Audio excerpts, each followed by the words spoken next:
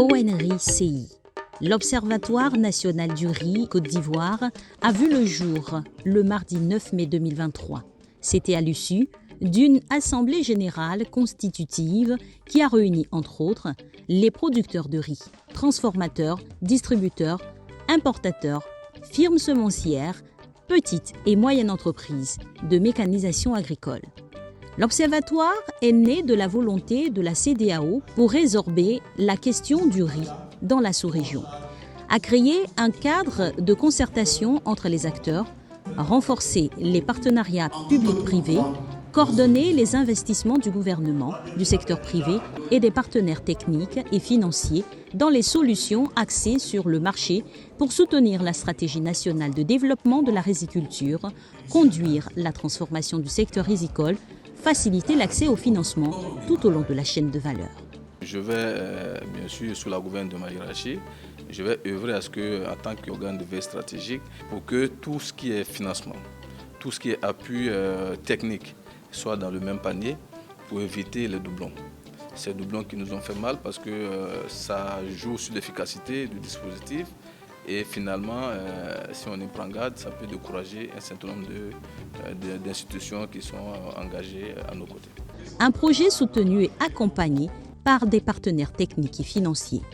Il y a plusieurs organisations comme nous, la GIZ, le BAD, le BID, qui sont bien investis dans le secteur du riz ici en Afrique de l'Ouest, mais ce n'est pas toujours très bien coordonné.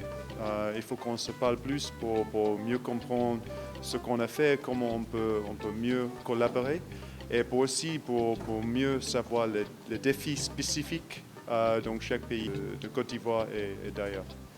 Porté à la tête de l'ONRI-CI pour un mandat de 2 ans renouvelable, Diabaté Mori, président de l'OIARI, a indiqué qu'il s'agit de faire en sorte que, dans les 5 années à venir, la Côte d'Ivoire en particulier et les pays de la CEDEAO en général soient souverains en riz. L'OIA, c'est les acteurs seulement, mais vous voyez que c'est élargi cette fois-ci.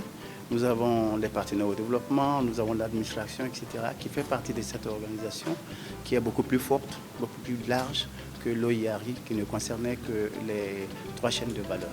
Donc la nécessité, c'est ce qui se passe aujourd'hui dans toute l'Afrique, notamment en Afrique de l'Ouest, où nous avons des taux d'importation très élevés.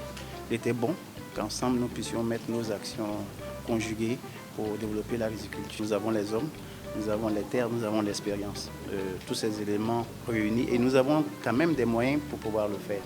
Je crois que nous nous sommes donné un objectif bien précis, c'est d'aller dans les 5 années à venir à renverser la tendance qu'il y a et à rendre nos pays, je ne parle plus d'autosuffisance, souverains en matière de riziculture.